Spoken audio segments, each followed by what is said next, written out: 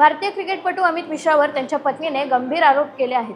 अमित मिश्राची पत्नी गरिमा यांनी शनिवारी कानपूरच्या पोलीस आयुक्तांची भेट घेत तक्रार दाखल केली। या तक्रारीत त्यांनी पती आणि सासरच्यांनी हुंड्यासाठी छळ केल्याचा आरोप केला आहे। याशिवाय पती अमित मिश्राचे अन्य महिलांशी अनैतिक संबंध असल्याचंही त्यांनी या तक्रारीत म्हटलं आहे।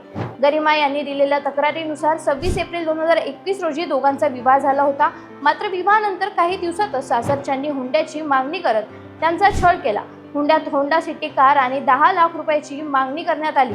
त्यानंतर गरिमा या पतीबरोबर किदवई नगर येथील भारतीय रिझर्व्ह बँक कॉलनीत राहायला गेल्या। मात्र तिथेही सासरच्यांनी हस्तक्षेप सुरूच ठेवला। गरिमा यांनी आरोप केला की अमित मिश्राने त्यांना अनेकदा मारहाण केली, तसेच त्यांना उपाशी ठेवण्यात आलं। याशिवाय पती अमितचे इतर महिलांशी अनैतिक संबंध असून तो आपल्या समोरच इतर महिलांशी फोनवर आक्षेपार्ह भाषेत बोलायचा, असा दावाही त्यांनी या तक्रारीत केला आहे। या सगळ्या प्रकरणाला विरोध केल्यावर डिसेंबर 2024 मध्ये आपल्याला घरातून हकलूनही दिलं होतं। तेव्हापासून आपण वडिलांच्या घरी राहत असल्याचंही त्यांनी या तक्रारीत म्हटलं आहे। या आरोपांमुळे अमित मिश्रा चांगलाच अडचणीत सापडला आहे।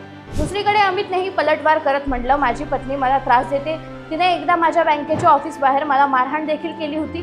दोघांच्याही परस्पर विरोधी दाव्यामुळे हे प्रकरण अधिकच गुंतागुंतीचं झालेलं दिसतंय।